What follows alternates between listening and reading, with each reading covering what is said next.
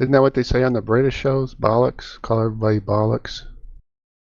Well, you should know. You're the one watching all of the the British mystery shows. Big bollocks. Isn't that just basically like balls? I don't know. Is that what it is? Yeah. Like calling somebody a nutsack? But you don't necessarily call somebody bollocks. You say bollocks. Oh, you like, just like damn or right. hell. Right. It's fucked up. Bollocks. It's gone all bollocks. It's like this show, a bunch of bollocks. Oh boy.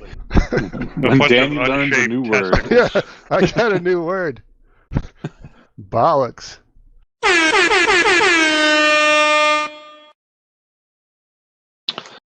All right, welcome to episode 249 of the LinuxLUGcast. We're an open podcast /lug that meets at 9 p.m. Eastern every first and third Friday of the month using Mumble. We encourage anyone listening to join us, participate on the podcast. To do that, all you have to do is install Mumble or use the Mumble web, which is available. The link for that is available at linuxlugcast.com. If you have any questions, comments, or topics you'd like us to discuss and are unable to join us live during the show, you can send us an email at linuxlugcast.com. You can join us other ways other than through the podcast, through Lemmy, where we post interesting things. We have a Matrix room where we post, we kind of just BS mostly. There's posts in there. They're not always interesting, but they're in there. We have a video version, which is available also on, the Peertube and YouTube. And did we put the Jitsi link in the show notes? Oh, yeah, it's in there. Okay. It's under Matrix. Do we want to have it in the show notes? Yeah. The Jitsi link? Sure, why not? Okay, cool. There it is. I mean, so if you were nobody can get on without somebody signing on first. So, like, right, well, it's password protected. Yeah. So during the show, we have we joined us on Jitsi, and that Jitsi video is then edited by Danny and put up onto Peertube and YouTube. For those that don't know, Jitsi is like Zoom, except it respects your freedom, as RMS would say. And it can be used straight in a web browser. Mm-hmm. Now it works with Firefox. That's right. Which apparently it did not before. No. I'm your host this evening, Honkey Magoo. With us tonight is Joe. Yep, I'm here. Lovecraft. Hello, everyone. I'm going to hesitantly introduce Lugbot. I am a special boy. You are indeed. Minnix. What's up, you big bollocks? Mordancy. Good evening, everyone. And Netminer. Hello, friends. And the public. Isn't that what they say on the British shows? Bollocks. Call everybody bollocks. Well, you should know. You're the one watching all of the the British mystery shows. Big bollocks. Isn't that just basically like balls? I don't know. Is that what it is? Yeah. Like calling somebody a nutsack? But you don't necessarily call somebody bollocks. You say bollocks. Oh, you just like damn or hell. Right. It's fucked up. Bollocks. It's gone all bollocks. It's like this show, a bunch of bollocks. Oh boy. When Danny learns a new word. Yeah, I got a new word. Bollocks. I'll add that to my dictionary here. Add it to Lugbot. Oh yeah, can Lugbot say it? Let's see. Oh, I can only imagine. Lugbot, can you say bollocks? Hello, you big bollocks. There we go. Not bad.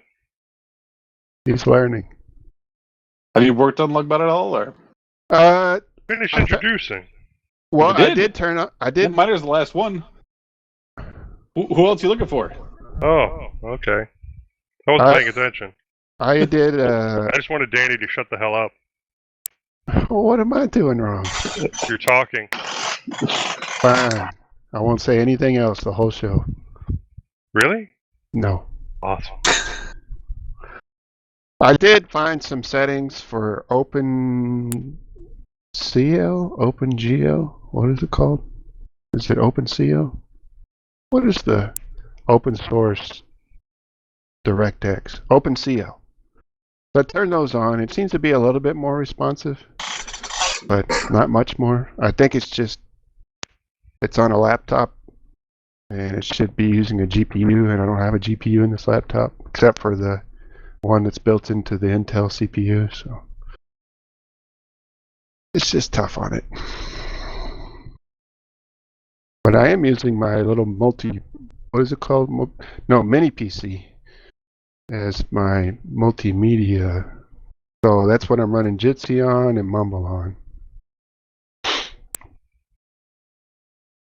Cool. Have you been working on anything else, or? Yeah, I have. I was going to put this in the show notes real quick. A new application I found. What is it called? EasyEffects. Effects. And I'll put the link in there.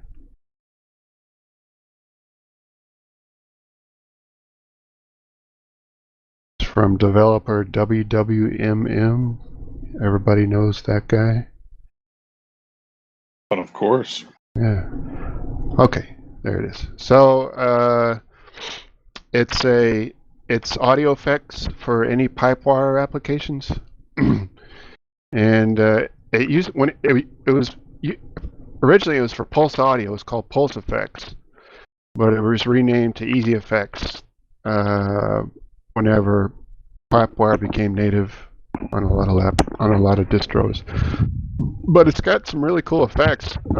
I installed it, and then I reinstalled the OS on the mini PC, so I haven't reinstalled. So you can use it like a patch bay. So anything that takes an audio input, like mumble or anything like that, you can add effects to. It's got auto gain, bass enhancer, bass loudness, compressor, convolver, crossfeed, crystallizer, de-esser, delay, deep noise remover, echo canceller, equalizer, exciter, expander, different bandpass filters, gates, level meter, limiter, loudness, maximizer, multiband compressor, multiband gate, noise reduction, pitch shift, reverberation, speech processor, and stereo tools. And it actually worked pretty well. When I was testing it, I would still have it if I hadn't reinstalled the OS. But and they have a flat pack if you just want to try it out. And, you could try it on your show. Well, I haven't. Are you using Pipewire and Mumble together? Yeah.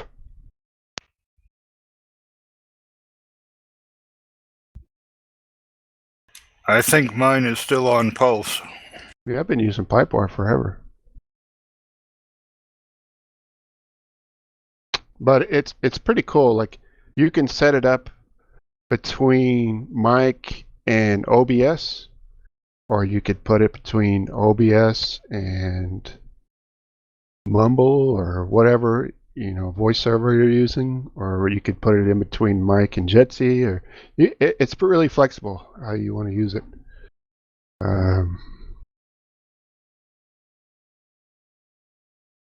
So anyway, that's my application of the month. EasyEffects. I give it a thumbs up.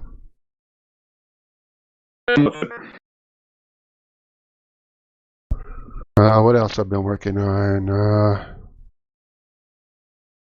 Some server stuff. I lost my Pi-hole server. I had it installed to an eMMC module on a Rock64, and the module became corrupted. So I had to install it on a micro SD card and use it in the same Rock64, which is a single board computer, cheap one, and redo all my block lists or blacklists or whatever for Tubi and Amazon and all that stuff, and got that working. You know, I set up that whole gaming deal with Pop OS, and I haven't played any games on it. I think I just set it up to see if I could do it, and I don't know what's wrong with me. Don't feel bad. I do that a lot. Yeah, it's the same thing with the 3D printer. I wanted, put all the bed and the hot end and all that stuff on there. It's like I do things just to see if I can do them, and then I don't actually use the technology I've spent all that time on. Well, if you want to use your 3D printer, then see if you can 3D design something that will print. 3D design something that will print. What'd you make? What is that? This is an adapter to go from a 17 millimeter ball mount to a 1/4 inch drive cell phone mount. Oh, okay. So is this for your daughter's car? Well, this is actually because I also ordered, I posted a link in the show notes. I ordered some MagSafe magnets, not the side that goes on the phone, but the actual like mounting magnets. Because I had tried to make my own previously using a bunch of magnets and failed miserably, so I found some on AliExpress. They're like the only ones selling it, so that I can mount to this case that I got for my phone. Mm-hmm. And so I need to get rid of some of my other adapters, and I'm going to use this along with this design that I made for those magnets, well, adapted from someone else's. So do you charge through that? No, I won't be charging through that. Oh, okay. Also, I had purchased another camera from the local resale, and it had one of the 1/4 inch mounts like for a phone on the bottom, and I wanted to use it on my 3D printer. And I've got this articulated gooseneck arm with a 17 millimeter ball on the end, and this works perfectly. So mounted that on there, mounted the camera onto that, and it now stares at my 3D printer. I don't know. Can I share my screen in this application? Jitsi, you can. Start screen sharing. Selected Octoprint. Share. So that's the view of my 3D printer with the camera set up. Okay. Now, do you do like what is the one called, like spaghetti something, where? The spaghettification extension to stop printing Yeah. when you start printing? No, I don't. And I probably should. I haven't started really playing with extensions on this yet, so... Okay. Sharing. There we go. So yeah, I like that setup for, the $12 camera that I got, and making my own adapter. Because I've purchased they sell adapters just like this on Amazon, but you get 2 of them for like $8. And I can order 100 of these bolts and nuts for like $12, and then, a couple of pennies worth of plastic, and I have an adapter. You can start manufacturing them. For myself, yeah. I'll probably, if I really like the print, I'll end up putting it on like Thingiverse or something. But I did get a lot of the design parts from other people's designs, and then just put them together in the way that I wanted, with some mild adapting.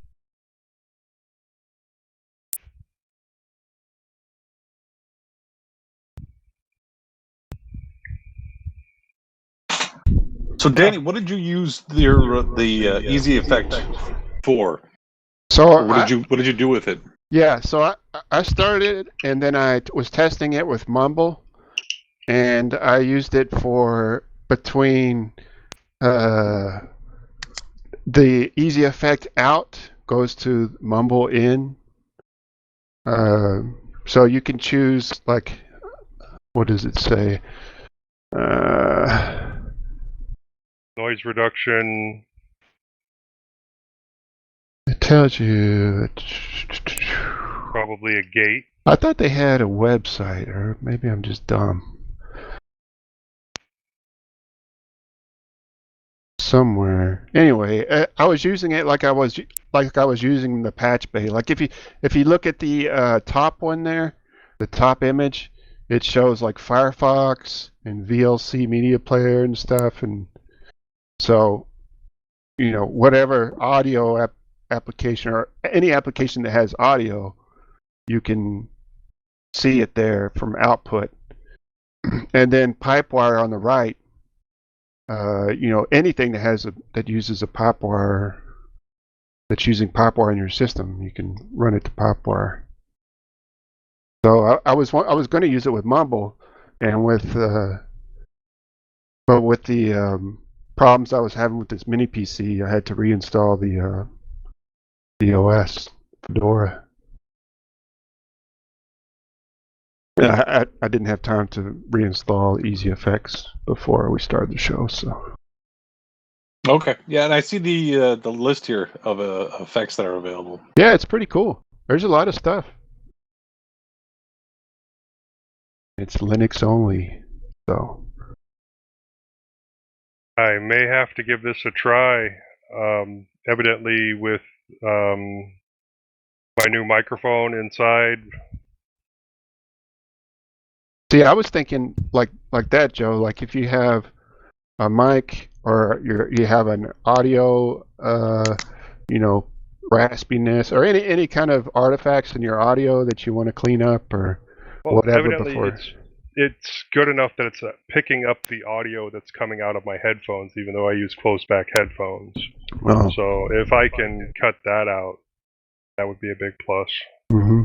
And it's got bandpass filter, so if that's on a real high pitch or something, you can always cut that. Well, that frequency out. If I can cut out the low gate, then yeah, give it a try.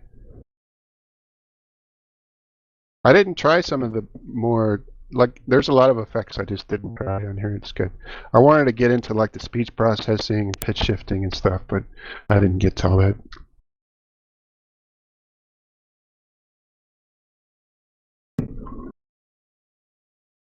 The main thing I wanted to do is try to get a real clean audio signal or clean sounding audio signal. Even though are you this using the flat pack? I was, yeah, before.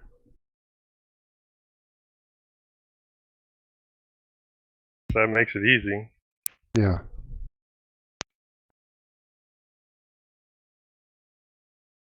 It's the full list of distro packages.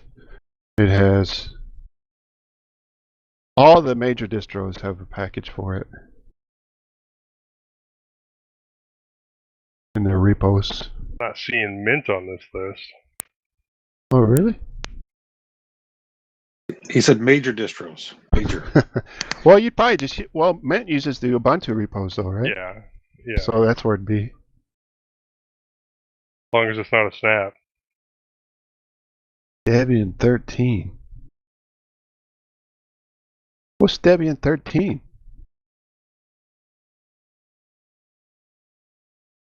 Am I just that far behind? No, there's no Debian 13. They just did 12, right? Yeah. The 13. But it's got a package for Debian 13. Do they mean testing or something? Yeah, they probably mean testing or okay. Unstable SID. Let's see. Okay. Debian 13 release notes. Work in progress version. Codename Trixie, which isn't released yet. Yeah, I didn't think released yet.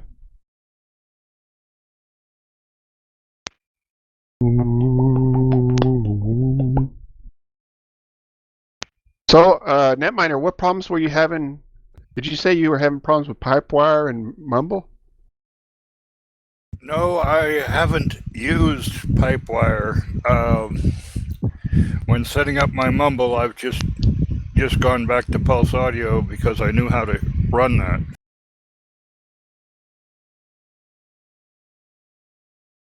Oh, okay. Because I really haven't had issues with Pipewire. Not lately, anyway. Well, I haven't had any issues, but then again, I am not aware. I'm not fluent in pipewire to know how to apply it. When I do know pulse audio from it being the default when I started mumbling. Are you outside in a windstorm or something? Oh, he just has fans running. That's what it is, fan. I just turned on the fan trying to get a little cooler here. Sorry about that, folks. You need this application, EasyEffects. You can cut out that fan noise with it. Well, I'll have to see. Can y'all see Mordancy?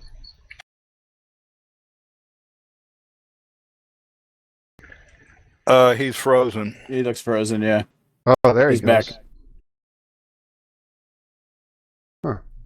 I don't know why that happened. I don't either. What else, Joe? Not much, really.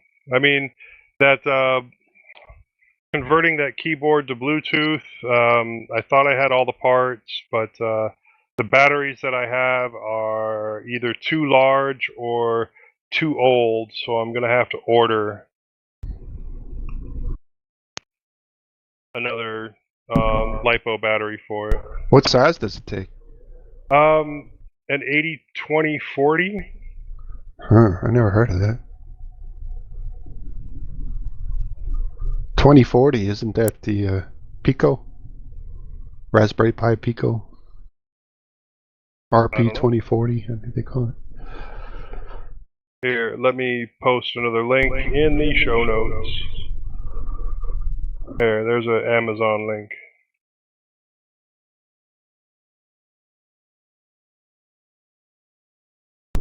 Now, I got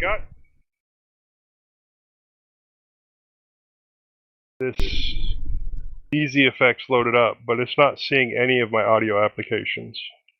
Are you using Pulse? I mean, not Pulse. Pipewire? Probably not. Or did It should be installed, right? it say? I thought it maybe said something like.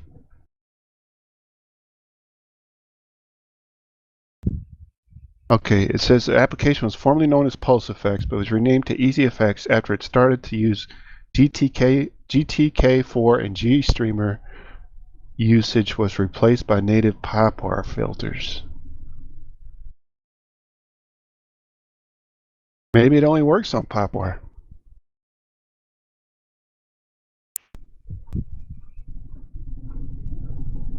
Temporarily unavailable. Maybe another day. So I type Pipewire and it says that Pipewire is currently running elsewhere. Oh. But let me go to Mumble, Figure, Settings, System, Pulse Audio.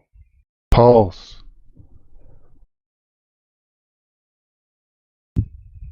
But Pipewire doesn't seem to be an option.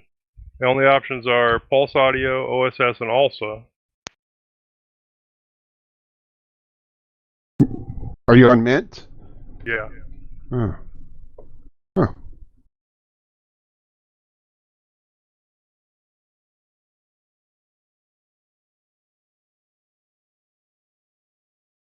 Oh, look at this.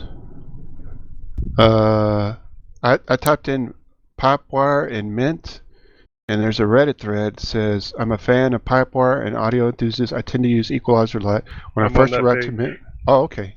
Go ahead. Keep reading. Okay, it says, I discovered Pulse Effects, a kit of tools for audio and Pulse Audio. However, I migrated to Pipewire due to glitches in sound caused by Pulse. Thing is that installing manually Pipewire may be complicated for newbies and not always the tutorials work straight away, so I spent some time searching for a functional way of installing Pipewire specifically in Mint with Wire Plumber along with libraries for Bluetooth and EasyEffects, and created a simple script that does all this stuff for you. Oh, okay, I'll put that in the show notes. Yeah, I'll take a look at his script.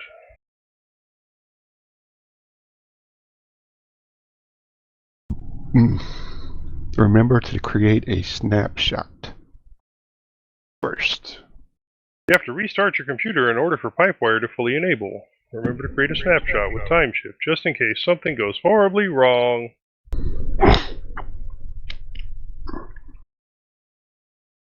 Dang, this guy is overreacting. I cannot thank you enough for making this. I'm crying tears of joy. Is it that big of a deal? This helped solve the change in audio quality after transitioning Lenovo X1 Carbon 5th Gen to Linux for the first time. Maybe it'll fix all of my Bluetooth woes. Bluetooth audio woes. Now what? Why would it affect this? This guy says this is the only solution to getting my Keychron K4 wireless keyboard to work with Linux Mint. Have you ever tried to get a Bluetooth keyboard and mouse to work it's on a Bluetooth keyboard. desktop? Work on a desktop.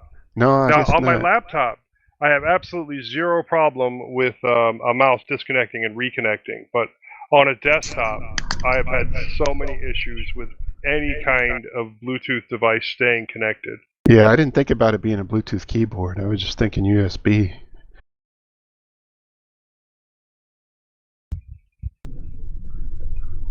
So they're using Mint 21.3. Was that the newest one, or is it? No.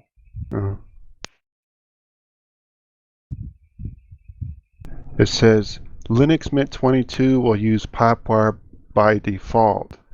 But with your script, I was able to install it easily. Is that out yet? 22? Yeah. Well, yes. Let's see, all versions on the site. So 22 is out, like, now. Oh, okay. There you go, Joe. So I could just switch to 22 and that would solve my problem. Mm-hmm. I'll just start the upgrade now during the show. That's cool, right? Yeah. That's what this show's for. Audio testing, upgrading your I don't OS. always test, but when I do, it's in production. Mm-hmm. So what is before 22? 21.3. 21. Well, that's what I asked you. I said it. So it's obviously not current if 22 just came out. I thought I said, are you using it? Did I not? Oh, Maybe I said something else. no, you said if it was most recent. Oh, okay. Mine should be 21.3. So that script should work, or upgrading should work. Yeah. Might be 21.2. Oh, Reddit. Sometimes you're actually useful. You want to hear some quick feedback? Or you Sure. or do you got projects you want to talk about, Honkey? I don't have any projects, no. Okay, because this will lead into what Mordancy was talking about before the show. I'll get to his feedback last. We have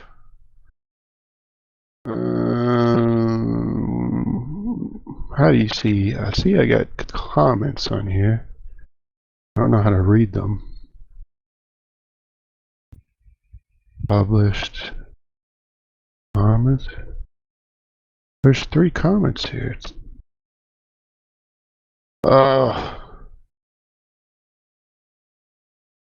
Let's see. I can do this. Somebody commented. I am on 21.3. They said, is this a comedy podcast? I said, it's a Linux podcast. Unfortunately, we're not always very organized, so sometimes things go wrong. Then he said, I was pretty high when I watched the weird AI stuff in the left corner. It made me laugh, and I also questioned reality. That's Netminer's little icon that he's talking about there. Let's see what else we got. Bazite versus Pop OS. We have a comment on there. He says, oh, okay. For Bazite, SSHD is available. It's just turned off by default. System CTL enabled dash now SSHD will handle that. That's when I was complaining about I can't SSH Dash into dash the- now. double dash now. He's got Yes. single dash, but it's dash dash. I'm going to reply. So you got it wrong, you dickhead. It's double dash now. Just be real pedantic. But anyway, that's when I was saying you couldn't. I couldn't SSH into it. And I thought an Open SSH server wasn't even installed on there, but apparently it is. And then we got coming to Mordancy here. It was the segment about the Starlight by Star Labs, the tablet he just got. So he wrote, Star Labs Systems replied, "Hey, Odin here from Star Labs. I joined roughly a month ago and have been busy finding our community online. Firstly, thank you for the podcast and continued support. I really appreciate people who talk about us online because it helps others understand that we are real. Yes, some people on Reddit think we are a part of the Matrix. One thing I have learned is that we dispatch and ship fast. Still, if I do not physically have the items in my hand, I can't control any of the wait times, e.g., items stuck in a different country's customs, quality issues, shipping delays, component shortages. So I apologize for the delay, and this explains how, when it's possible, you get items in 2 days, but when we are dealing with external issues, it's, well, a little long. Unlike agents of the Matrix, we are human and make mistakes, like we did with your keyboard, but we will always make things right. Best, Odin at Star Labs." So that was nice.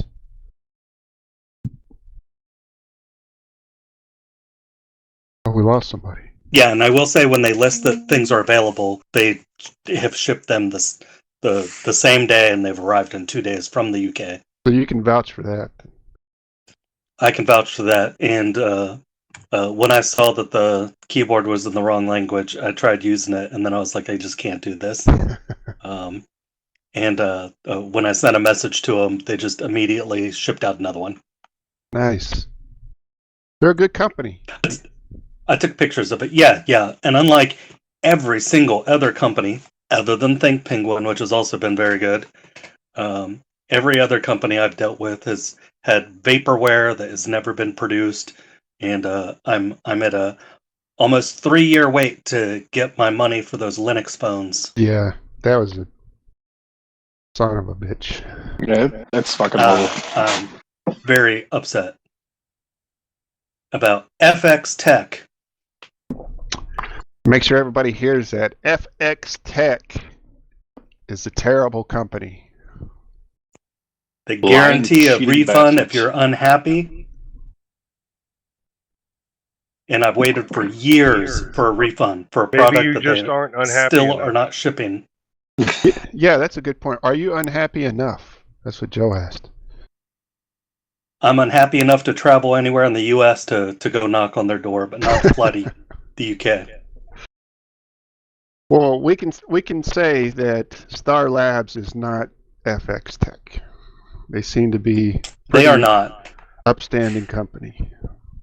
Yes, I didn't get the 16-inch laptop because there's delays in shipping them, and I understand because they offered too many configuration options and keyboard languages, and just factoring all those possible differences.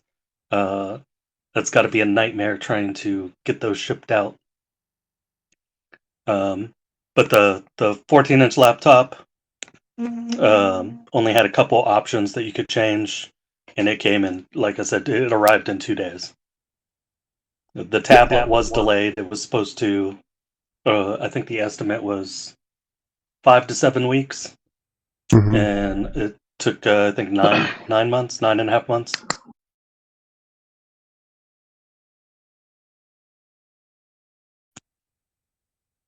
I still need to figure out if it's worthwhile to switch to a different OS on it, to do the graphics and stuff with the pin, graphic design stuff.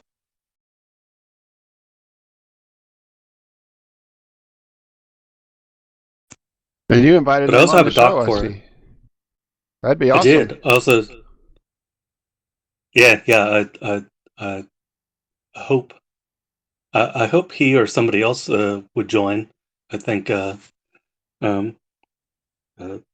10 people that listen to the show would get a lot out of it. Odin from Star Labs, if you're listening, come on the show. Well, he's in the UK. So what time would that be there? In the morning, I guess? Could be What, right 5 now. Would hours be ahead? 3 in the morning. I think it's Oh, 5. Belgium is 6. maybe asleep. Well, we usually run until about midnight, anyways, if not 1 o'clock. So give him Mhm. 2 more hours. Yeah, it's not going to kill him. He can jump out on the end.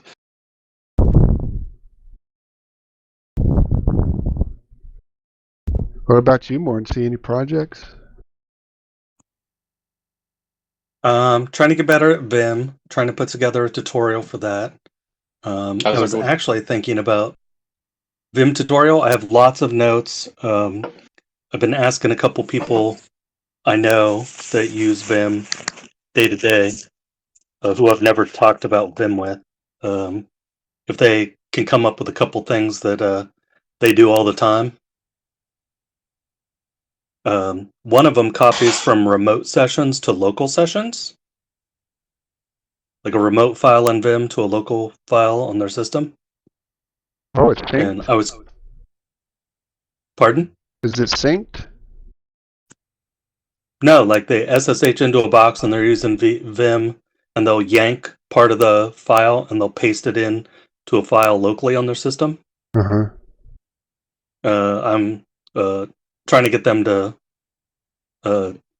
give me a tutorial on that, because that sounds freaking awesome. Yeah, it does sound cool. They might be doing something with commands on the command line, and right, because you can run shell commands inside of them. Uh-huh. But you But think I'm you'll... hoping to have something. Oh, go ahead. I'm hoping to have something put together with that and with Git, because I have like a. I download Vimcat from vim.org. They have a script called Vimcat, and I put it in user local bin on every system I'm on. And then I put in Etsy profile D. I put a script that adds an alias for that. So when you type Vimcat, it knows where it's at. It helps with root knowing where it's at, or when you do sudo. And then my vimrc, and then I'm looking up some other optional commands for vimrc. Vimcat runs cat. It does cat, but it pipes it through your syntax highlighting for Vim. It's great when you want to look at a whole file, catting it, but then see the syntax. That's great. It makes me very productive. It increases my productivity. Now, do you think you'll ever convince Honkey that Nano is not the greatest text editor ever made? Well, we're talking about two different use cases. No, that's what you said. If all Honkey is doing is working in text files that are 20 files in length or smaller, then that makes sense. But going around a file that you're coding stuff, either a configuration file or shell scripts or Python, Perl, Ruby code, and you want to hop around the file, find stuff, move things around, absolutely Vim is amazing, and it would be a nightmare to do that in any other editor. Did you know Lemmy didn't agree with Honkey either? He posted a link to a Nano update, and he got squashed. And when I didn't know how to use Vim, and all I had was trouble and nobody would help me, Nano was absolutely met my needs. But I was also having to open files through like FileZilla or WinSCP inside of Notepad++ on a Windows machine at work in order to edit stuff because I just couldn't do it in Nano.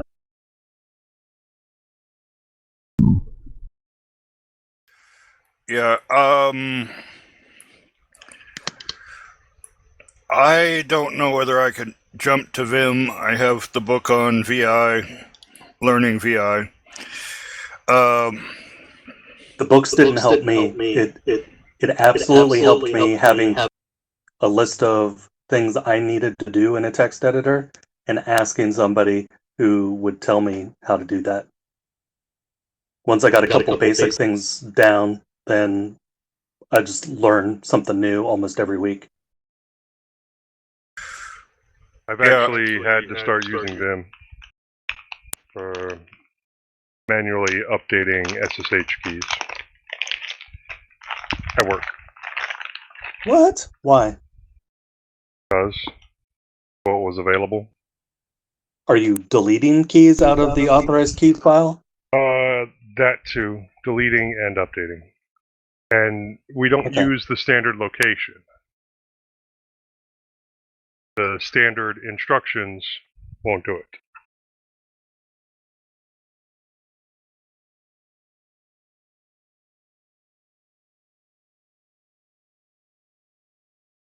So speaking of tutorials, Danny, did you ever think about doing the NPM tutorial? Do you want me to do it now? Well, I can do a basic one, and then you can just you do more. I think you expand more on the on NPM than I do, because I just do create a record, DNS record with my dynamic DNS, and then I send that to NPM, and then NPM turns that into we'll connect it to the server. Well, okay. Here, let's do this real quick. Let me just give the outline, not of NPM, but of like what is a proxy server and what is a reverse proxy server, and then you can. How about I do that, and then you explain how you use NPM as a reverse proxy server. Okay. So, if you know what a proxy server is, it sits in front of your computers, and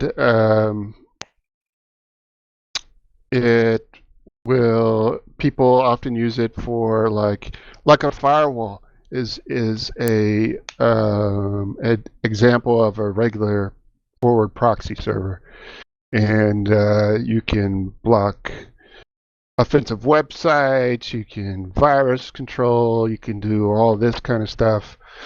And so that sits between the internet and your laptop, your PC, whatever you're using. That's a proxy server.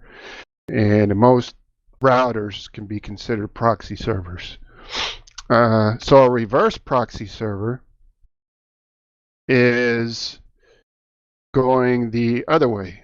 So if you have a server that you want to expose to the internet, people will not type in your local IP address to go to your server. It doesn't work that way. Although at work we did have a funny situation. I'll get to real quick. We had a customer server that we were supposed to put files on, and they had their own proprietary web interface and stuff, and we were unable to reach it because their certificate had expired. And so Contact called them, was like, look, we can't get to it, your cert's expired. And they said, well, here's just a direct address, and they gave me the local IP address of their server within their network and said, can you reach it now? And I said, no, that's fucking dumb. How are you even in this position? How do you have a job? Anyway, so what the reverse proxy does is it sits between your server and the internet. and it has a lot of different functions, but the main one is just getting requests from people that are accessing your server, intersecting those requests, and most people will use a type of security in the form of what's called an SSL cert, and what that does is make sure that there is no what's called a MIM attack, man in the middle. So it encrypts your traffic from the client to the server and from the server to the client. And the proxy handles all that. The reverse proxy handles that. Reverse proxies can also do what's called load balancing, where if you have, like if you're doing a real popular website or a popular web application or stuff that gets all kinds of hits every day, it can handle all that incoming traffic and balance it out so you're not getting DDoS, basically. It also protects against DDoS, and if you turn on certain options, you can have caching as well, to where the content that you're serving out is cached on the proxy itself instead of pulled from the server every single time, so you get faster response time to people that are accessing whatever's on your server and things like that. So that's what the purpose of a reverse proxy is. And usually you have I guess Honkey can go into the way you use DNS with the reverse proxy and how you access a server without having to type in a IP address, in other words. Yeah, so you also have to bear with me a little bit because I haven't physically done this in a while, so I'm working straight off of memory. Let's see. Let's go to...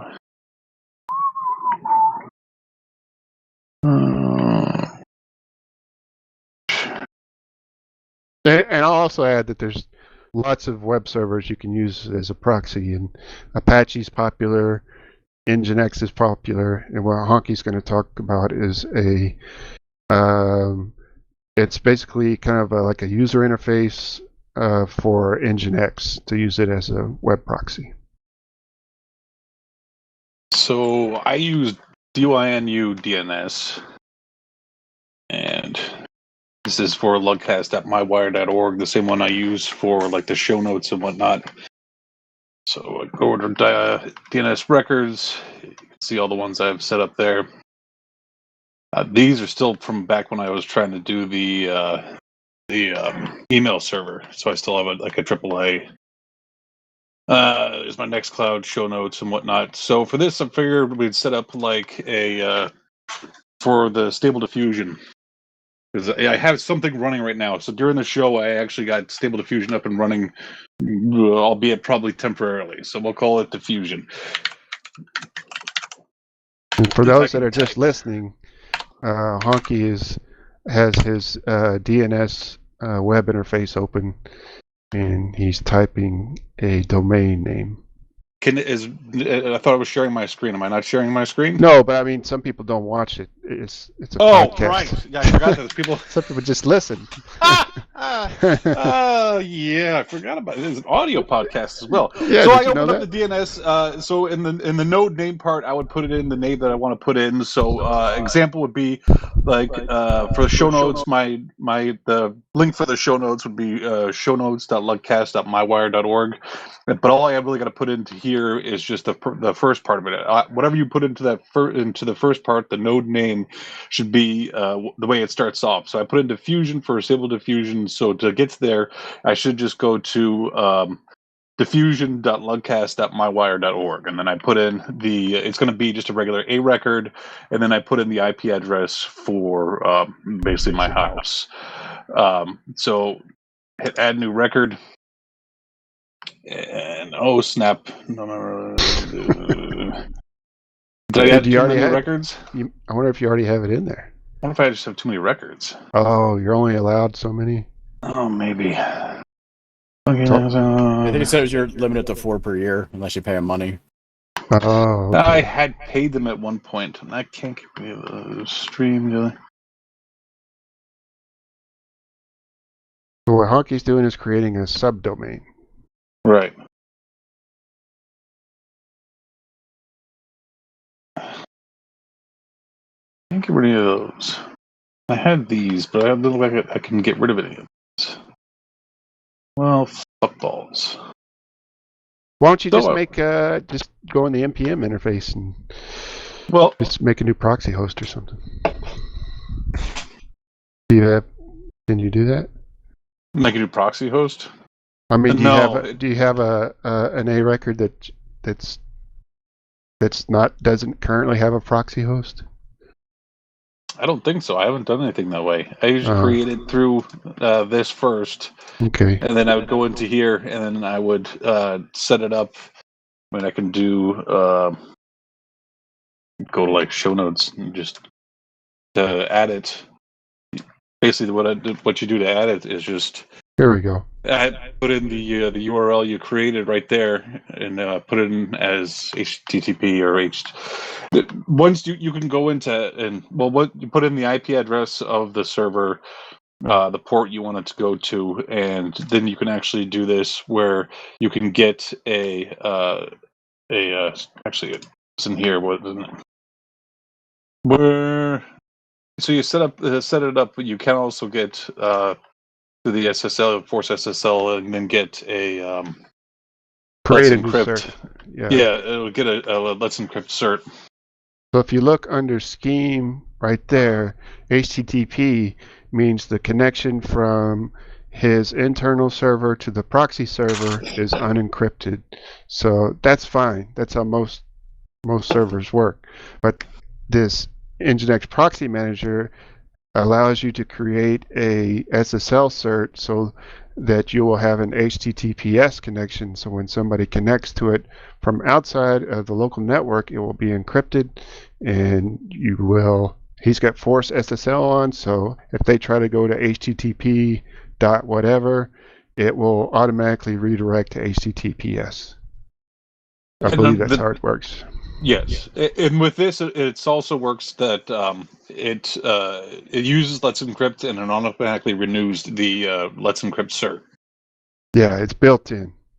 And basically, that's all I wound up doing. I mean, so you usually do a lot more than that, don't you?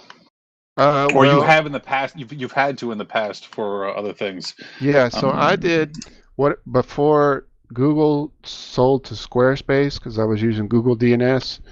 I was doing it like you did for a while, but then I wanted to create a wildcard cert so that all of my domains would share the same SSL cert. It'll be just an asterisk and then dot and then Minnix.dev. And that would be the same cert for all subdomains. So that's how I had it set up, is that I wouldn't have to create a new SSL cert for each subdomain I created. I would use that same cert. And what's good about using a wildcard cert is nobody can see any of your other subdomains if they search for your root domain. So if they search Minnix.dev, the way I have it now, they'll be able to see what subdomains are associated with Minnix.dev. With the wildcard cert, they can't see it. They only see the root domain, Minnix.dev.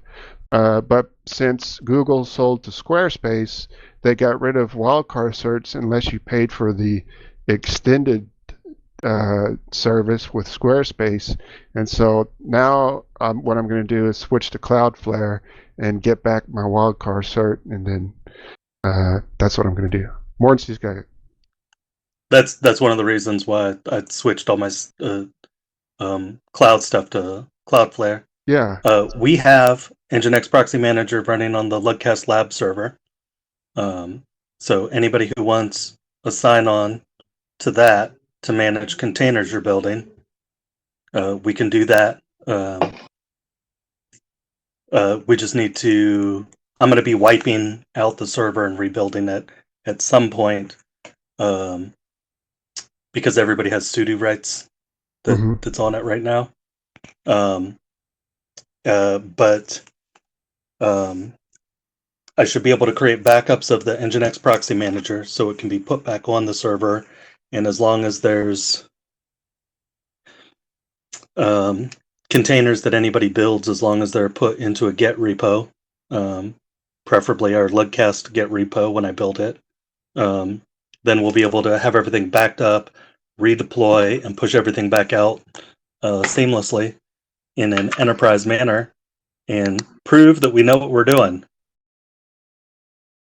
That would be nice. You are talking about us, right? Like us. Yep. Okay. I have two other people that haven't. Well, one hasn't been on the call, and I don't know if you remember Shelby. She joined one call a year and a half ago, I think, 2 years ago. Yeah, you mentioned her. I don't remember her though. Oh, maybe 3 years ago. December 2021. Man, has it been that long? Yeah. It was at the beginning of my cancer treatments. It was right after the Linux Fest that was that year, which I think was December 1st and 2nd. You know, when COVID happened, it's like that whole time was just wiped from my memory for some reason. I don't know why. It's like it's just a blur. Like I don't know if so many Because crap was 1,200 going on. days in the same house all blends together. Yeah, maybe it's something like that, like just being isolated, or I don't know. But it's like Yeah, that section of I realized my- I've worked from home longer than I worked in the office for this job. Yeah. So it's hard for me to navigate that time period for some reason. Either that, or I'm just getting dementia. I have one of those two. So. But yeah, like Honkey said, it's super easy using npm to set up a proxy, a reverse proxy host. And before, when I was having to handwrite configs for Nginx, it sucked. I remember handwriting configs for Apache all the time. Yeah, it sucks because applications use different ports. They use different. Some use WebSockets. Some don't use WebSockets. Some prefer like different paths and things like that. And it's like I don't know what the magic is behind npm, but it just handles all that shit. Sometimes, like for Matrix, it had issues, so I had to, like, let's see if I can go to. Sometimes you have to go to the advanced settings and add, yeah. So I had to add what to listen, which path or port to listen to within the Matrix proxy host, and all that does is npm creates a config which is somewhere, I guess, within the Docker container, and this just whatever you put in the advanced tab adds it to that Nginx config. Can you show us that? Yeah. Let's see. Let me. Oh, it's on the. I'm running Mumble on the mini, or I'm running Jitsi on the mini PC. Hang on a second. See if I can do it through the share screen. I asked that, now he's going to break everything. I hope not. Both Mumble and Jitsi both go down. Select tab to share. Maybe I can just do entire screen. There we go. That one. Share. Is it sharing? It became a whole other tab there. Oh. It got a weird border too. That's cool. Well, let's see what. Well, they could have made that full screen, maybe. I don't know. Chromium tab. If you clicked on it, it became full screen, and then it does? went away. Okay. Yeah. Okay, so Well, that wouldn't have helped for the recording, though, I think. I think share. That's on Danny. Okay. Do I click on this? Oh, there you go. Okay. What is with the border? I don't know. Oh, that's your background. Oh, yeah. Show me what I'm sharing. Can you see my screen? What is Yes. it? What do you see? I see. Show we me see what you- you're sharing. You were sharing your screen. Show me what you're Okay. sharing. So, I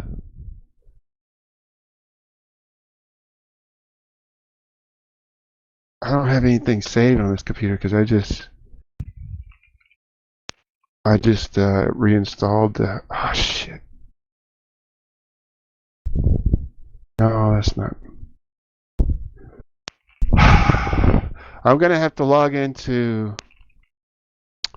Hang on. Let me stop sharing because I'm gonna have to log into.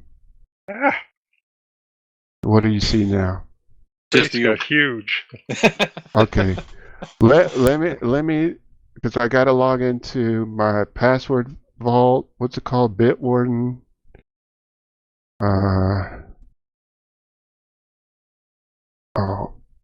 And then get the password for the NPM. So you guys vamp for a little bit.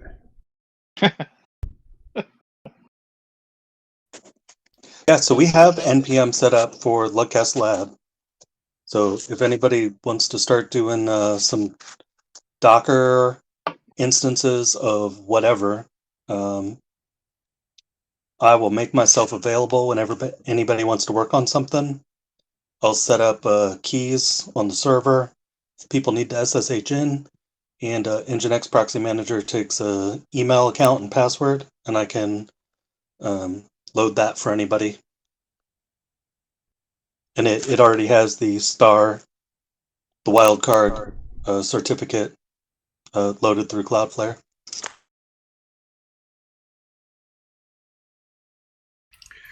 Mordancy, it's quite clear that I'm going to need to work on my server stuff before I join the online Lugcast lab. But yeah, There'll be some more growing pains for people who are joined now because I'm going to wipe everything out and try and reload everything. Try to make a process to reload everything. So there'll probably be growing pains with that. well, Okay. I'm just saying when those small machines eventually arrive, they will probably go into my development labs section. You have USB sticks to load Linux on? The little one that I still haven't sent you?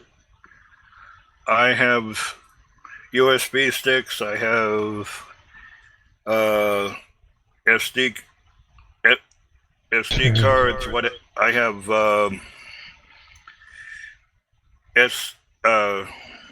SATA SSDs. Yeah, you give me a machine, I'll get it booted on anything except paper tape and mag tape.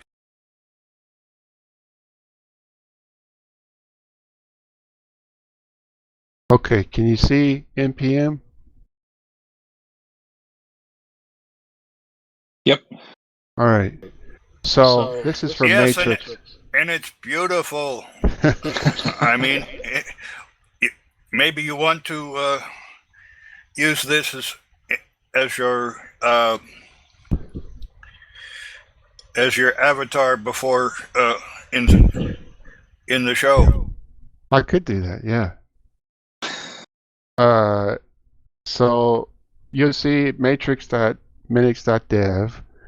That's the matrix domain name. Now in matrix, you have to have oh damn it, I can't forget what they call it. It's not name server, something like name server, because you don't want Minnix at matrix.minix.dev. You want Minnix at minix.dev.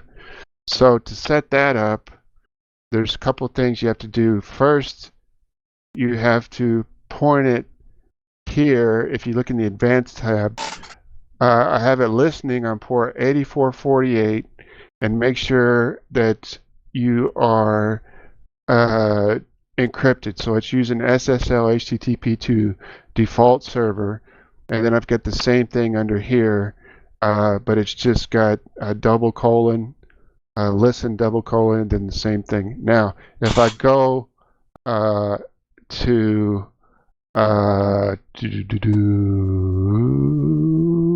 Minnix.dev, that's my main name server for Matrix. And so you can see it's got the same IP address as the Matrix server, and then advanced right here, well-known, that's what it's called, well-known server. And so I have to, for the path location, I have to choose well-known -matrix.server, and then make sure that it's redirected towards that first Nginx config that I showed you, matrix.minix.dev, and I showed you it was encrypted, so it uses 443, and it's a JSON configuration. And then you have to do it again and call it your home server here, location.wellknown matrix client, and then m.home server is defined as matrix.minix.dev. So that way, when you define your home server, you're telling Matrix that you are whatever Minnix Honkey at minix.dev, and that redirects to matrix.minix.dev instead of Minnix at matrix.minix.dev. It's just Minnix at minix.dev. So that's what you would add in the advanced tab if you're running Matrix, and this adds it to your Nginx config.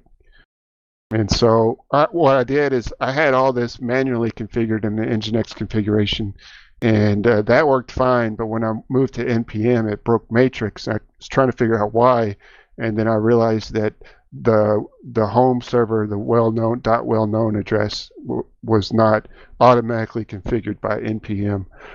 I'm trying to see. I think Nextcloud may have some special stuff in it too. Yes.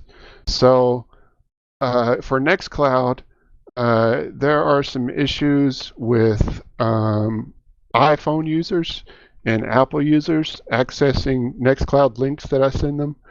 And I had to add this, the client body buffer size, a proxy read timeout, and the client's max body size, which 0 just means infinite, basically it defaults. So that was my solution to sharing Nextcloud links to people with iOS and Mac OS.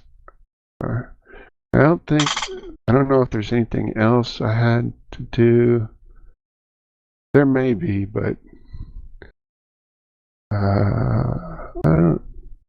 maybe SDR, was there something there? SDR is software defined radio. No. That may be the only two, was Matrix and Nextcloud.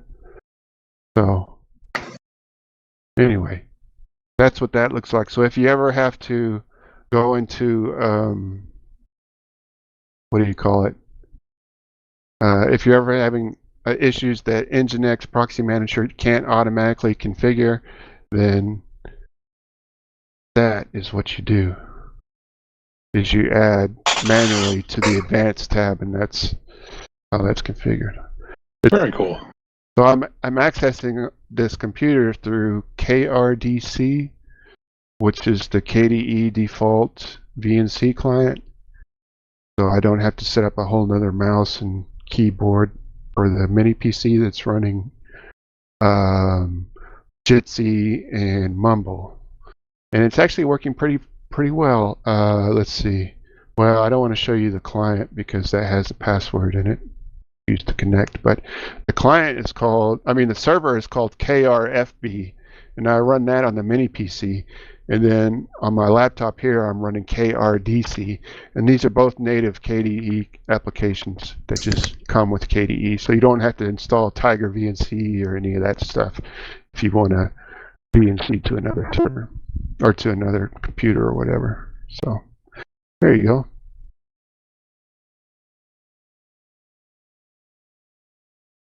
Well, there we Well- go. We finally did it. Yeah, I'm glad you brought that up. Got it, because it wasn't as painful as We I thought it actually was going had to be. something technical on the show. Yeah. I know. Crazy. What the hell? A deep dive. Now we just need to decide on a blog software to put on the Lugcast lab and document all that. Hey, you know what's really easy? It's Hugo? what I use for my blog. I just run WordPress in a Docker container. But we could just as easily run it in Podman or something. Straight up HTML? Oh, I got rid of Podman. We're running Docker now. Okay, Uh, no more Podman. I had too many issues with Podman, and nobody's been using it yet. So And we could isolate it even further within an LXC and run a Docker container inside an LXC if you wanted to. How many layers down do you want to drill with this? What was that movie where they get into each other's dreams and stuff? And Inception. Inception. Inceptionize it. But yeah, I mean, that's worked real well for me. And what I like about it is that they have a Federation plugin. So whenever you post something, it'll also post it to the Fediverse. Like if we had a Lugcast Fediverse account or something, we could people could follow that and see blog posts and stuff like that. And it's the same way Peertube is set up and all that crap. What else? I want to talk about. I think we saw a movie too recently. Movie? It didn't happen to have Don the Dragon Wilson in it, did it? You know, Because we never watch any movies with Don the Dragon Wilson in it. you may be onto something. I can't remember. I think there's somebody on this show who likes Don the Dragon Wilson a lot. Yeah, And I've likes heard to the put name. a lot of his movies on the list. I've heard the Because name, they're all high quality. and I'm not sure who you're talking about, but I may have put this on the list. I don't know. I think there's a high what would you call that, probability that I did. Should we get into it? What do you guys think? Sure. Oh boy.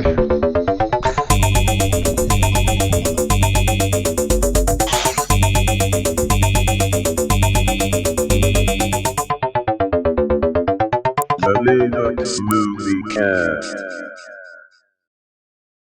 So, somebody put this movie on the list. May have been me. Nobody's pointing fingers here. Look, we went through this thing where we were going through all the sci-fi movies on Tubi, and That's right. this happened to be one of them, and Yep. it ended up on the list. What was it Still called? hanging. It's called Sci-fighter from 2004, or I saw on YouTube, you can watch the whole thing for free, called Extreme Fighter, and it's spelled X-TREME Fighter to make it really high tech. And somebody pointed out that Don the Dragon Wilson was a co-producer of this movie in the Matrix, which makes sense because it's got to be just a vanity project. And I don't know, Joe may be disappointed as disappointed as I was. We didn't get enough Lorenzo Lamas in this. No, that Right. was extremely disappointing, and it was one of the points I was going to bring up. Yeah. I mean, you got the Renegade in there, and he's in it for like all of 3 15-second segments. Yeah, you don't Right. even take advantage of him. You Right? got He wasn't even a part of the plot. high quality star here, and they didn't take advantage. So Helped right out of it. I'll just read the IMDb deal here real quick. A computer virus has invaded a virtual reality fighting game, leaving a rebellious teen trapped within. Now the boy's father must enter the tainted program and battle his way through a deadly maze of martial arts fighters to save his son. So, the acting was not that great in this. None of his movies are very well acted. I have a really quick. Look, I'm a Don the Dragon Wilson fan. I ain't gonna lie, but I have a he quick can't act. sound clip of the movie here, and this is when I knew that might be a long ride. Is when in the beginning, Don the Dragon Wilson has a little exhibition match against another fighter, and his dad comes back behind stage. Aki Aliong is his name, Professor Takanama or something in the movie. And this is the let's see if I can get it to play. This is the quality of acting. Hi, Dad. Hi, son. You were good tonight, but a little off. Thanks, Eric. Where's Brad? Son, Brad did not want to come. Oh, there's a lovely young lady I brought that I want you to meet. I think I'm just not ready to meet anybody. I'm just not ready. All right.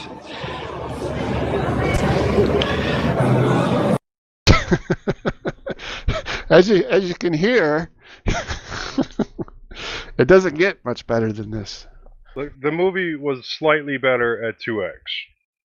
See, I was watching on my pauses weren't TV, there and the and Tubi shit. app doesn't have that on the TV. Tubi app has 1.5, at least the Android version. See, the smart TV app doesn't, the LG app doesn't, or whatever TV app doesn't have any options. No, So I had to suffer through 90 minutes. I was able to speed it up to 1.5, and those action scenes actually looked a little more actionable. Yeah. So, And look, It was look, bad. look, I'm the Do you know Power how old- Rangers. It looked like the Power Rangers. Now, granted, you know, a lot of it was supposed to be in a virtual environment, so maybe that's a good excuse. But yeah, the quality was there, and the acting wasn't. And let me tell you, the moral of the entire movie comes in right at the very end, and it's most definitely love conquers all. I thought kung fu is not just a sport; it's a way of life. Well, there's that too. But I was talking, you know, Don was getting his butt whipped by that girl who put in the virus because she wanted to play the game. the goth girl? The goth She was the girl, virus. right? And was getting his ass kicked until his son says, "I love you, Dad."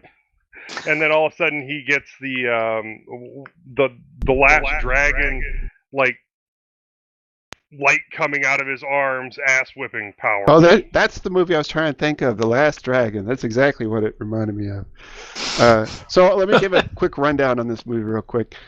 So it's kind of it's his son, Don the Dragon Wilson, is teaches.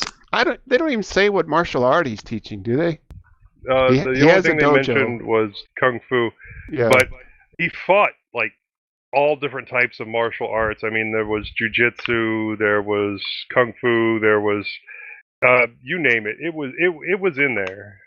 So I What didn't was, see what was that capoeira. monkey guy throwing grass up in Monkey the air style. and bouncing it? Monkey style, like drunken monkey. Yeah, drunken monkey style. So Don the Dragon Wilson, him and his son lived together, and their mom died in what we see in flashbacks as a knife attack by some guy, because her son didn't want to go to the store with her to pick up birthday candles for their dad's cake, and so the son blames himself for their mom's death. Well, it was all his fault. I mean, Yeah, it was. Of course, it was. And so they're already in conflict with each other, and there's all kinds of hurt feelings. And it's his son's birthday in the very beginning, and the son throws a big party at his own house and doesn't tell his dad about it. And his dad walks in and sees all the kids and stuff, and sees him kissing some girl and drinking beer. And oh boy, he's in big trouble now. And his son grounds him, and he can't go to a concert with his girlfriend. So he's all pissed off, and sitting in his room. And Grandpa comes, who you just heard that soundbite from. He was maybe one of the worst actors I've seen in a long time. And looks nothing like Don. the No. girl wasn't his assistant. The girl wasn't much better of an actor either. Which is weird because that's Cynthia Rocthrock. Somehow these actors have gotten worse at acting as their careers have gone on instead of better. Because she was awesome in the 80s. She had movies with like, what's her name that was in Crouching Tiger? Michelle Yeoh. Okay. Yeah, she's got it. Yes, Madam, I think is what it's called. Man, she was awesome in that, and other movies too. And I'm sure Lovecraft has seen some of her earlier work. Oh yeah, a bunch of her stuff. I mean, she was like the female Steven Seagal for a while there. She was Yeah, always coming she out with was something. huge, and she was great. And now she's just like a wooden dummy for some reason. Maybe too much plastic surgery. I don't know. But anyway, so Grandpa shows up at the house and he's got a present for his grandson, and he's a computer scientist, and also he's working on this project it's a fighting simulation. Go ahead, Joe. Okay, yeah.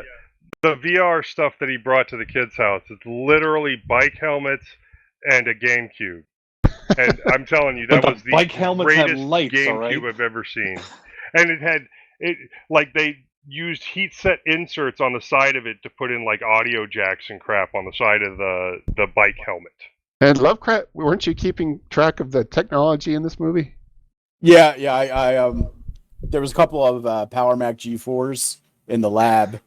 There's two different models. One had like some inset stuff on the front case, you could tell, but I matched it up with the model online. And then the GameCube and presumably like a portable DVD thing for the screen or something. It was pretty crazy. Yeah, and the bike helmets were just laughable. I mean, they were, that was pretty sad.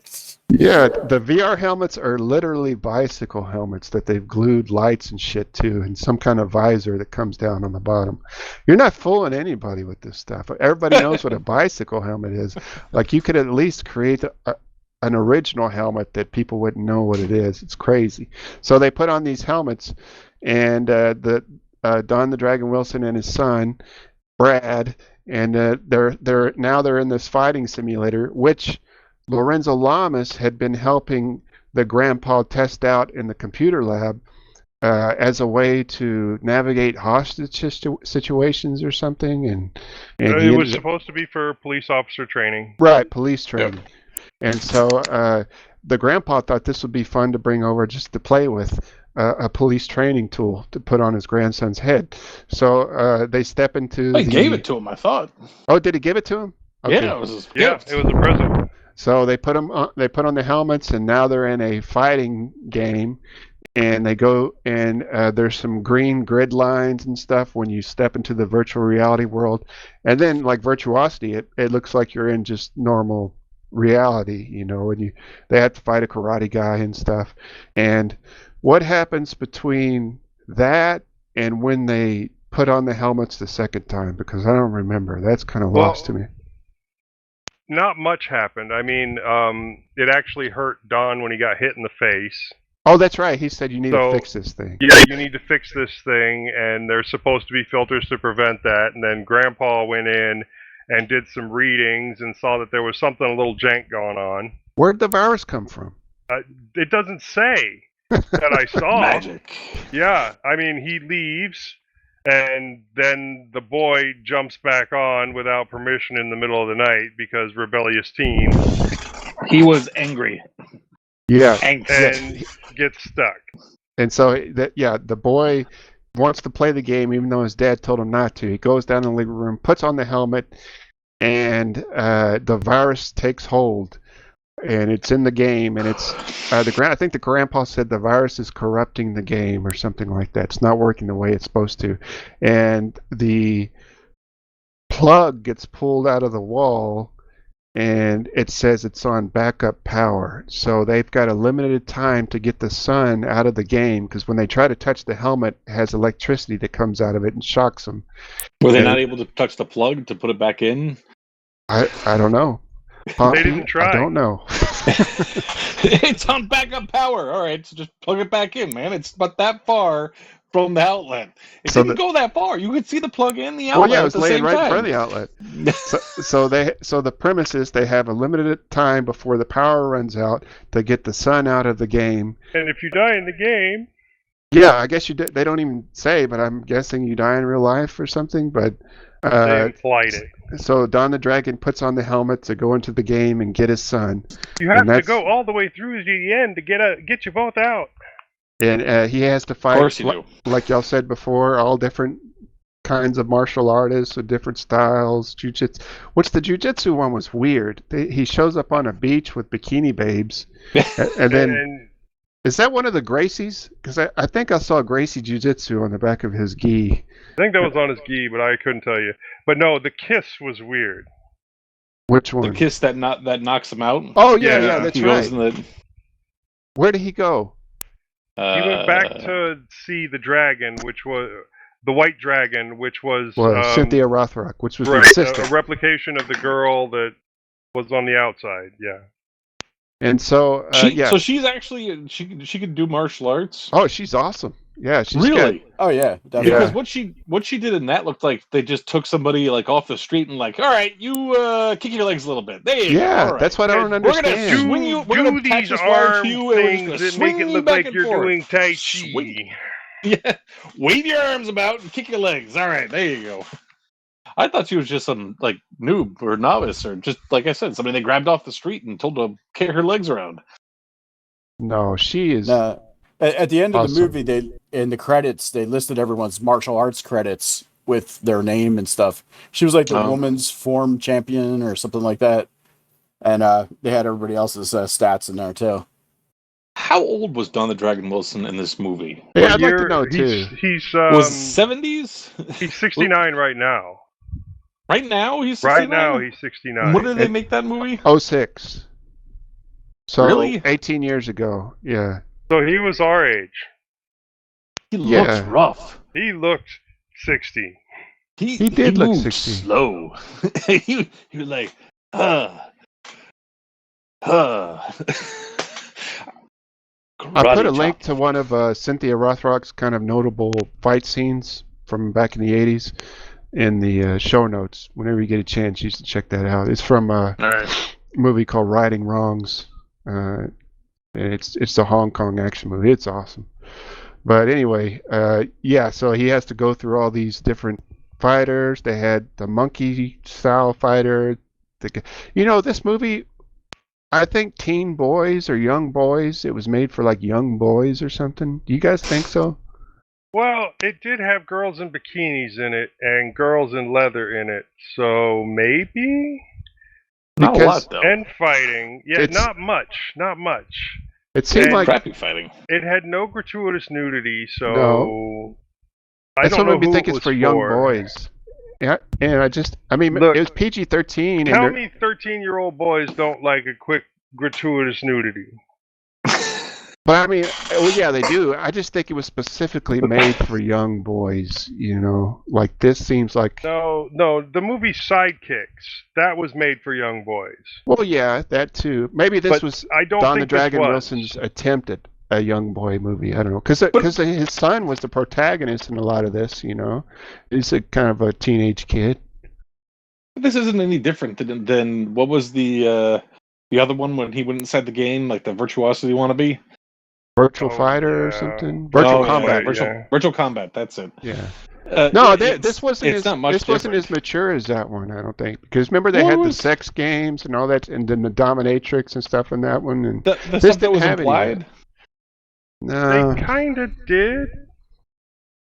Sort of. I know there was a couple of scenes that were a little bit suggestive about what women wanted to do. Well, yeah, there's that poison Scorpion. Yeah. Which I don't recognize. I guess she's a martial artist, but... What about the woman at the very beginning of the game that when you chose your outfit with the pigtails? Yeah, who was that? Yeah. I Did she work in the lab?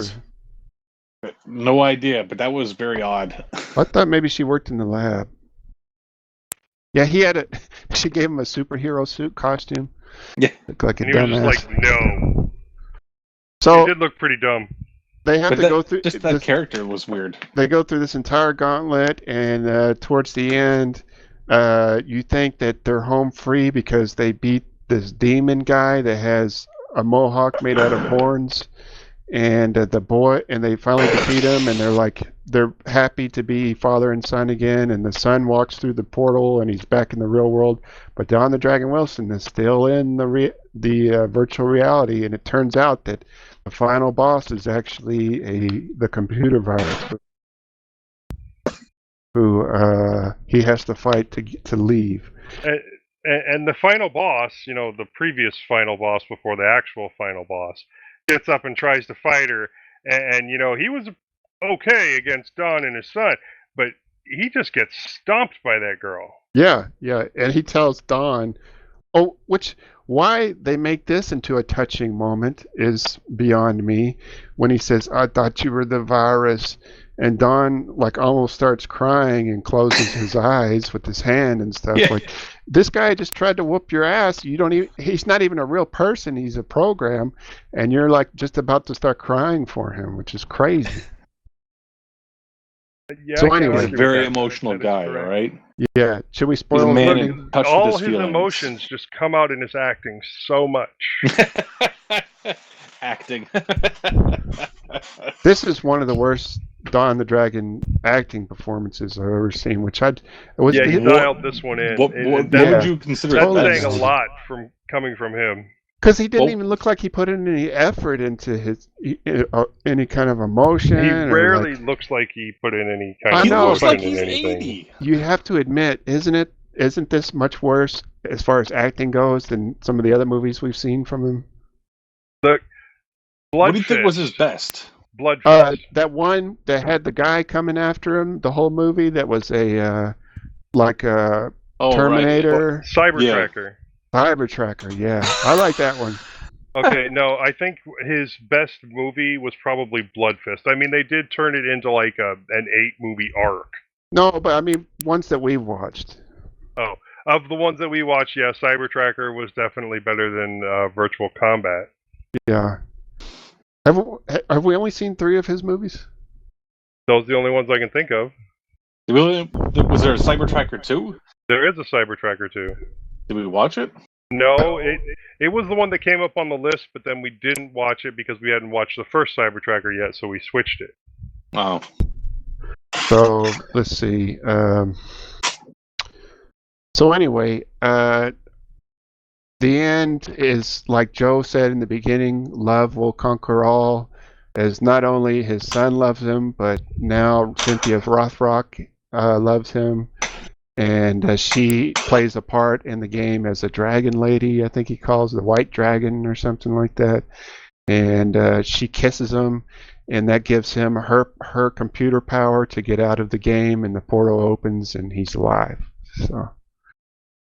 And then him and, her real-world counterpart are evidently dating. Oh yeah, it says 1 year later, and then it shows them watching his son in some kind of exhibition. Martial arts exhibition, yeah. Yeah. So, and that's how it ends. I know you guys are gonna hate me, but I actually thought this was entertaining. I'm gonna give it a thumbs up. I have to ask. I need to know. It was so horrible that it was entertaining? Like it was watching a train wreck? It's like I said, I think it was made for teen boys, and I can imagine a teen boy liking this, and I have the maturity of a teen boy, and I kind of liked it. Which part of this movie was entertaining? I just like the concept of having to go through the gauntlet of different martial artists, and I've always loved movies where they have all kinds of martial arts they throw in there and stuff. And I agree, the fighting wasn't the fastest. And actually, the son was a much better fighter in the movie than anybody else. He was the quickest guy on the screen. But yeah, I'm going to give it a thumbs up. I'm sorry, but I watched this while folding laundry, and not bad.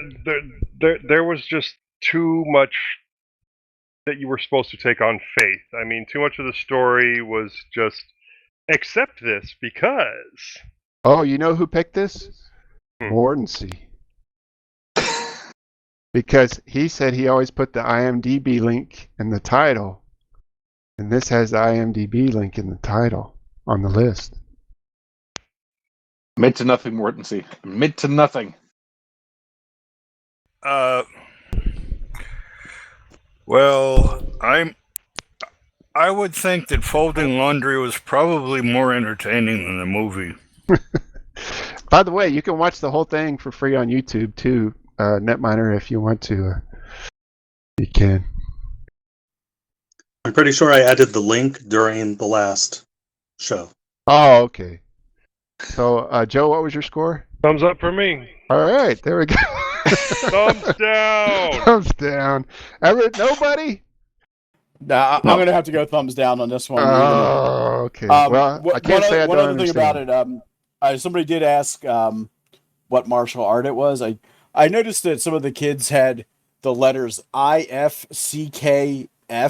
Which Yeah. at first glance was Yeah, because it almost let me read that spells fuck. again. But yes, it does. So that actually stands for the International Full Contact Karate Federation. Oh, So okay. now, not all of them were wearing it. So maybe some of the other kids were doing something else. But at the scene at the end when Look, the Don's costume back teaching department class, had zero that's it. budget, and they just had these people bring in whatever they had at home. Yeah, the mismatch of stuff. But yeah, I saw that at the end. I'm like, whoa! I don't know if I would want my kid wearing that around, but Yeah, But, I did yeah, notice that.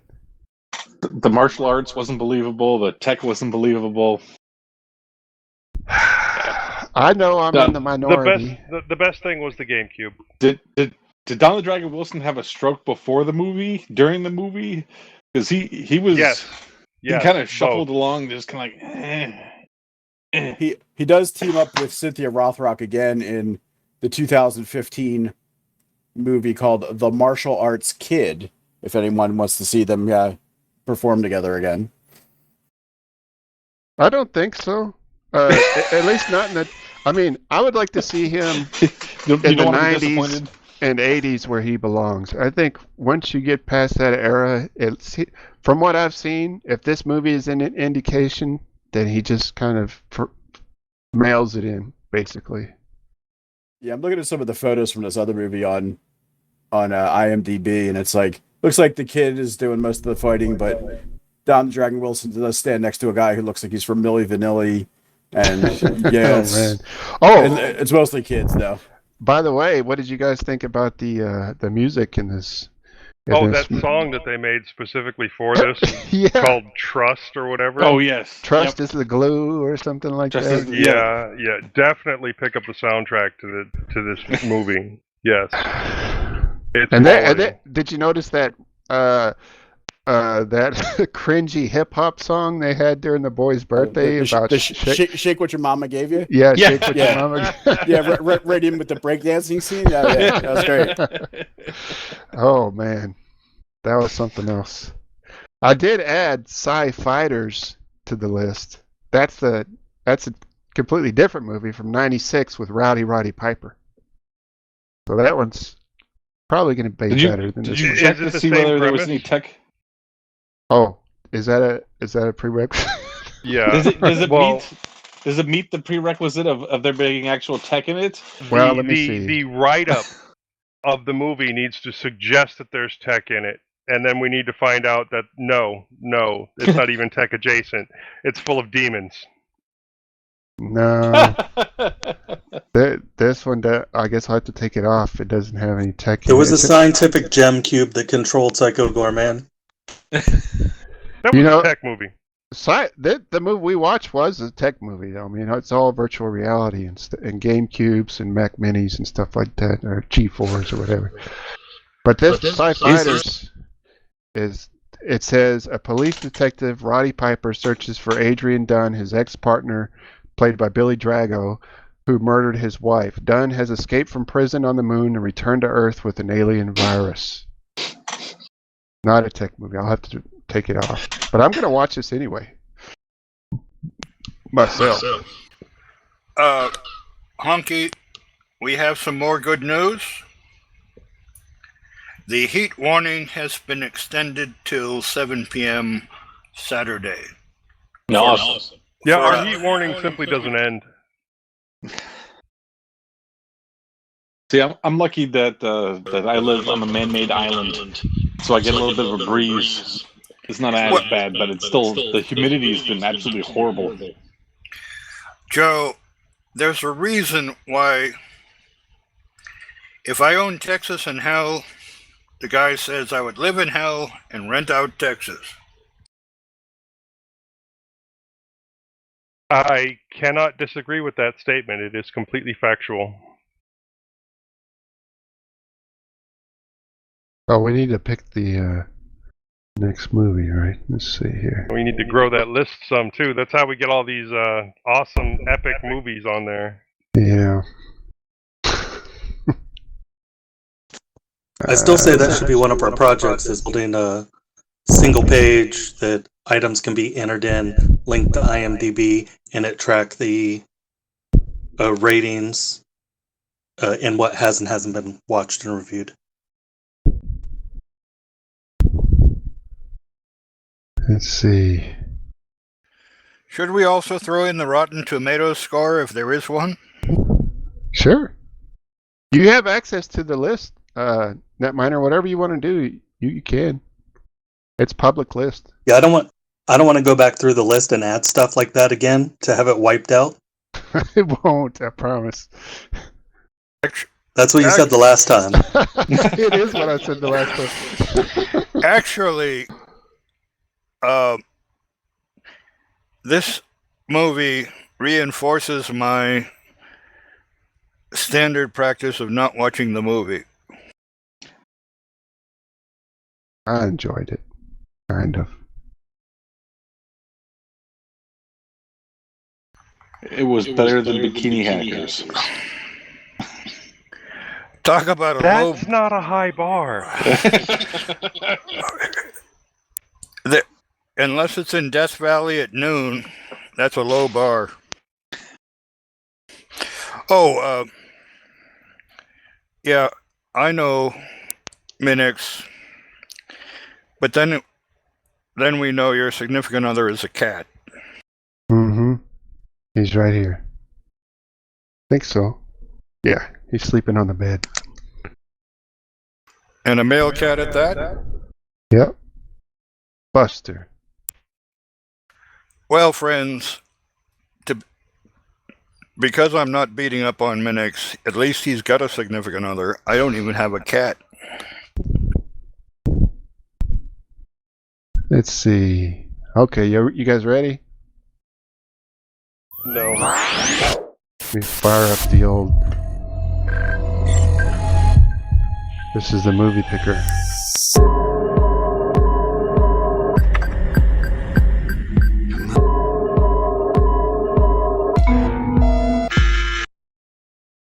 It is...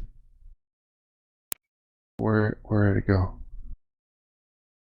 Virtual Deathmatch from 2019. Ooh, that's going to be quality. I've never heard of this movie. That's got to be another Tubi pick. Oh, this says 2020 on IMDb. A group of gamers are selected to take part in a VR competition where only the fittest will survive. Huh. Where to watch? Tubi. Of course. Virtual Where we get most of our Deathmatch. movies. Why does that look like Ready Player One? Maybe it's the Asylum knockoff of Ready Player One. Is it put out by Asylum? I don't know. I put the link in the show notes. Because it says 2019 on Tubi. Well, it's got to be the same movie, right? I'm hoping it's the right one. Oh man, it doesn't look good. I'm looking through some of the pictures on here, and yeah, yikes. Storyline: a group of gamers is like, oh wow. Yeah, it's the same picture, so it's the same movie. And wow, that looks quality. 3.4 on IMDb. I'm pretty sure we've watched worse. Good possibility. Oh, okay. Here's a review. It says Louisa Warren, the hardest working woman in modern British horror, gives a low-budget horror-themed spin on Ready Player One with Virtual Deathmatch, in which several down-on-their-luck peeps into a virtual reality world. So it is kind of a takeoff on Ready Player One. Could be interesting. They fight against evil nuns, killer scarecrows, and a psycho mime and chainsaw-wielding clown double act.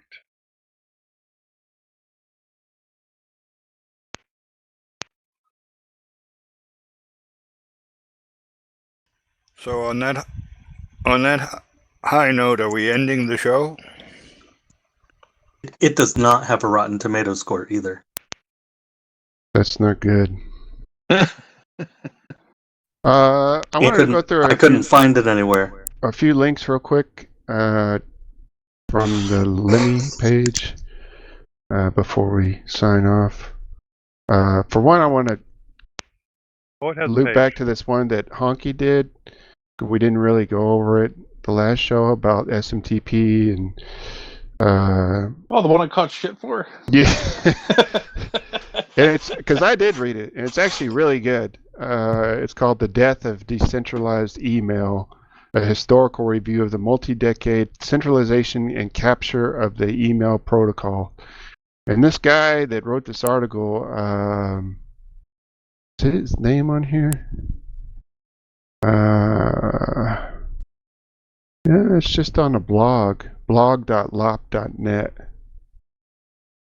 It's in the show notes now.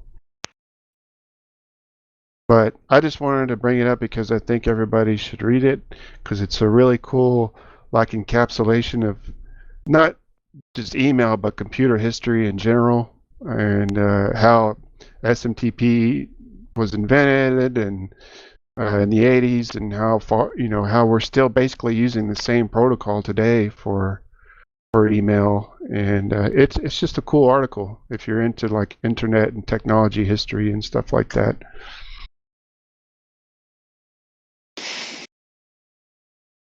I put that in there. The gnome shaman has left the building, so they didn't really say why.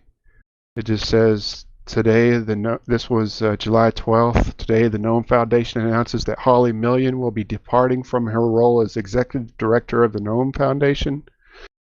An interim executive director, Richard Littauer, has joined the foundation this week, so he'll be filling in for her. Holly says she's very proud of what she has accomplished in her time with Gnome. What was she there, about 6 months or so? Something. It didn't seem like that long. So that happened.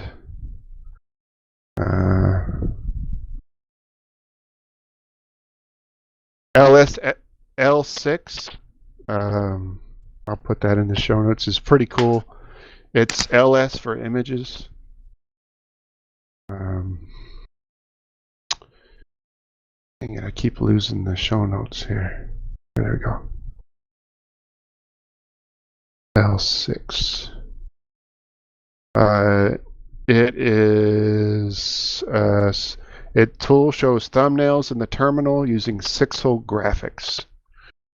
So your terminal emulator needs to support Sixel, and I don't know what Sixel is.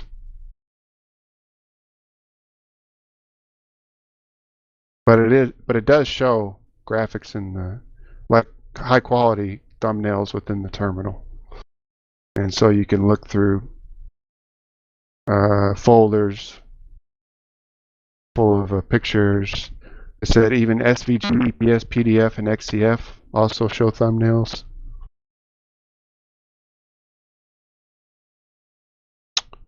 Let's see. Oh, here's a guy that sounds like Mordancy. He says Linux is free, but I pay for Linux PCs. Here's why. And I'll put that.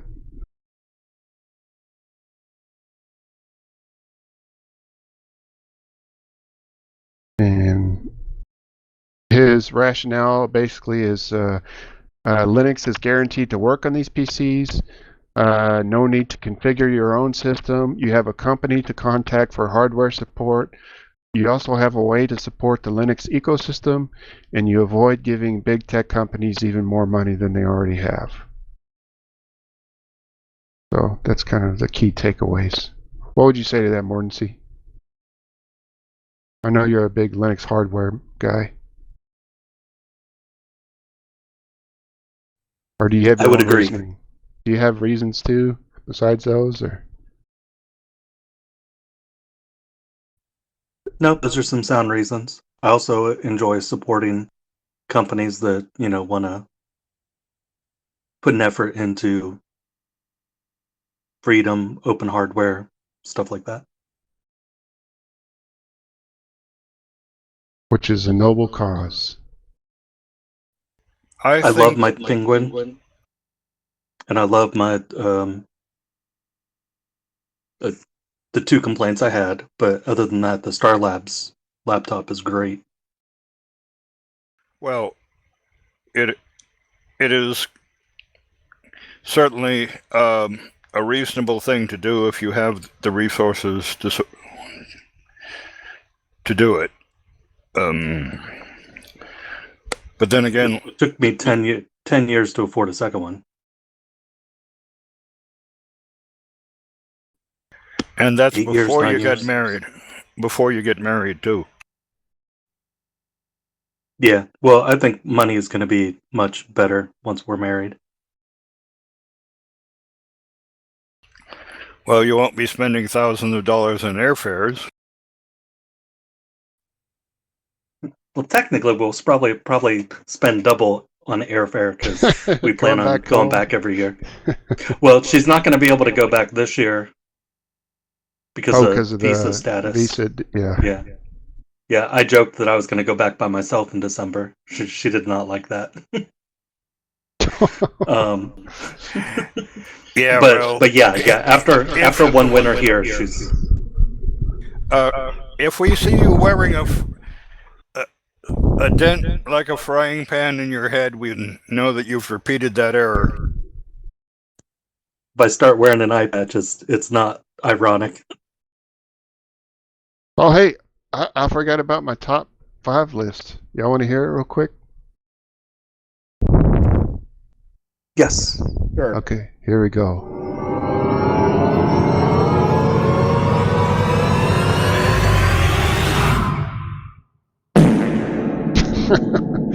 So, I figured with the Olympics here, I would do an Olympic theme list. And so this is kind of convoluted, but it comes from a conversation I had with my coworker. It is the top 5 Summer Olympic sports that you could start training at today as a total beginner and novice and compete in the 2028 Olympics and qualify for the Olympics. So our ages, our fitness levels, and whatever, these are the sports that I believe we could qualify for the 2028 Olympics in if we started training today in 2024. So I kind of have them ranked from hardest to easiest as far as what kind of skills you would need. Number 5 is sailing. No, I don't. I'm sorry. I'm being harassed. Uh-oh. Tell Daddy it's your turn to hold the headphones for now. So they're mine now. You can't have them back. I'm going to sell them on eBay. Oh boy, I didn't say all that. Your friends are encouraging me. I'll sell those too. I'll sell all of them. That improves the picture tremendously. The lady wearing the headphones. Alright, but I am going to hand you back. They are yours first. There you go. Nice to see you again, miss. Well, they said it was nice to see you, Tyler. Okay, Joe. This is my top 5 list. And it's the top 5 Summer Olympic sports that I believe if any of us started training today in 2024, we have a chance of qualifying for in the 2028 Olympics. Number 1 is that, like, handheld shooting. At our pistol. age and our fitness level and all that. So I'm going from hardest, what I believe would be most difficult, to the easiest. So number 5 is sailing. I think that sailing does take a little bit of fitness, but I believe it's a lot easier than like gymnastics or something like that. Mainly, you just have to know about boats and wind conditions, and What I think about you powerlifting? can learn all that. Are you gonna let me finish this list, or are you just gonna sit there like a toad just spouting gibberish? And so sailing is number 5. Number 4 is equestrian. I think that. I don't think your spine could handle riding a horse like that. You don't think so? So you think that would be difficult? I asked Tala. She's the one that actually has training in riding a horse. You think an old dude like him could ride a horse for the Olympics? No. She just straight flat said no. Oh, come on. All you got to do is ride around a horse, and the horse does all the work. Uh-huh. The horse does all the work is what he said. Tell him his head's up his butt. Don't you just yell Lean commands? in close and tell him his head is up his butt. You're full of shit. Excuse me. I have been officially trained by the Coast Guard Auxiliary in basic boating. Okay. This entire list is a pile of horse bookie. I told you it was going to be controversial. All right, bring on your third one because your first 2 are bunk. Okay, so sailing first, equestrian second, third, archery. Archery. Yeah. Once again, we have an archery expert over here. You think that these guys with 0 training in archery could go to the Olympics? In 4 years. He can't see 5 feet in front of his own face, but in 4 years he wants to be in the Olympics for archery. Why not? All you got to do is aim. That's all you're doing. Have you seen the archers in the Olympics? They're not fit. They got beer bellies. And years of training. Yeah, we got 4 years. And strong arm. Get Archer's arm, it looks like he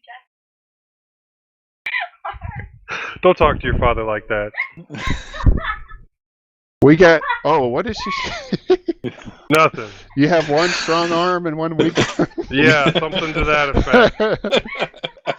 We already knew that. So archery, all you have to do is pull a string and aim. That's all. That's it, Really? Pull a string and let it go. Yeah, that's all you have to do. I don't understand what's so hard about that.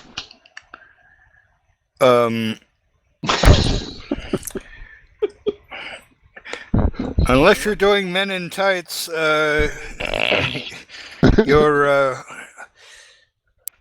so much wrong with that statement that I can't. Yeah.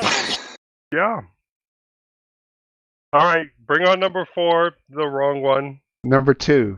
We're going 5 to 1. Okay. Number 2, trampoline.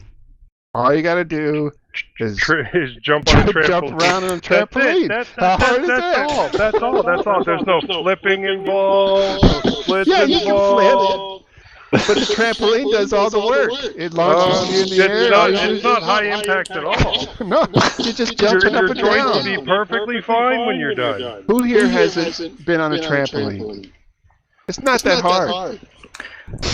I haven't been on a trampoline, but then again, my back still works. Yeah.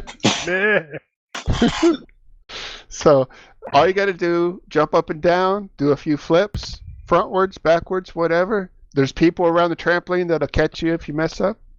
So we got jump up and down. Unless your arm strength and jump up and down. That's what I'm getting. Ride a horse and then wind conditions. Yeah. Sailing. All right. What's number 1? Come on. Number one, 1. which Joe hinted at the very beginning, is shooting. That's the only one I can see. So, other than some of us could probably, compete in powerlifting. We wouldn't win, but we could compete. No, I'm saying qualify. You have to qualify for the Olympics. Oh. Well, then shooting. Shooting. So shooting is number 1. Because all you're doing is you're just holding your hand out like this and just don't shake. As long as you've got the money to throw in the practice that you would need for the next 4 years, which would be like, 4 or 5 hours a day of shooting. Yes, that's part of the $1 a round. The part of the what do you call it? Hypothetical is that you have all these resources at your disposal. You don't have to worry about money, supporting yourself. This is all you're going to be doing for 4 years until the 2028. The only thing I can agree with you on is the shooting. Of course, the rifle that costs the same as a house is secondary. Well, did you see the guy that was shooting the pistol that got silver? Oh yeah, from Turkey. Both eyes open, from Turkey. Fear. Yeah, he just had his hand in his pocket. Just reach his hand out and pop, pop, pop. Yeah, I could do that. I could No do that protected. now. Yeah, easy. No professional ear protection. No he didn't have that professional eye stupid protection. thing over one eye. No and lenses and trackers and stuff. Yeah, that was awesome. I saw that. I was going to mention that. So, see, you do agree with my list, then. So no, I agree with that one. That one. Yeah, thumbs up for me. And you clearly haven't looked at the cost of either professional firearms or professional firearms ammunition.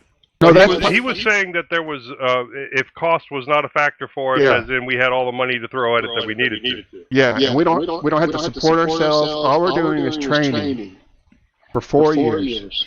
4 or 5 think you could hours shoot a an day arrow for 4 at a years, target you could probably at 4 shoot years? straight. Yeah.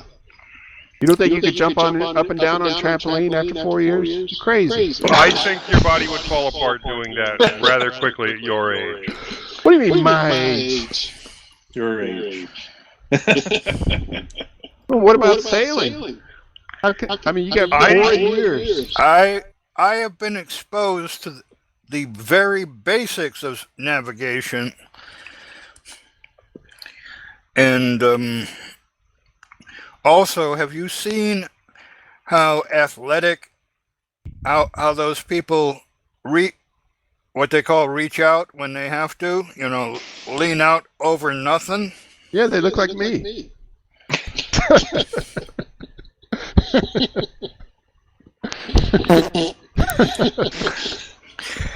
May you be given 10 years of Windows 11. No, may he forever be stuck on Windows ME. So there we go. That's the list. That's the bullshit list of shit he wishes he could do. I can agree with the cheer because it ended the thing. Now, speaking of ending, are we going? It seems like this would be a good time to end the show. Are you saying you want to go to bed? Yes, I will save my adventures in computing for next show. Or an email, which will probably take me a week to write anyway. Minnix, you should have worn your Happy Hacking shirt. What is it called? Happy Hacking. I don't have a shirt that says I thought Happy you got it at the same time I got mine. Where did you get that? To your left. Really? Yeah. No, I got the Linode shirt and the TLF shirt. I didn't even see those. Where were those at? I don't remember. It was one of the booths. Mordancy, do you I didn't see that when I was there. Yeah. Are you sure it was at that one? Oh, well. Next time.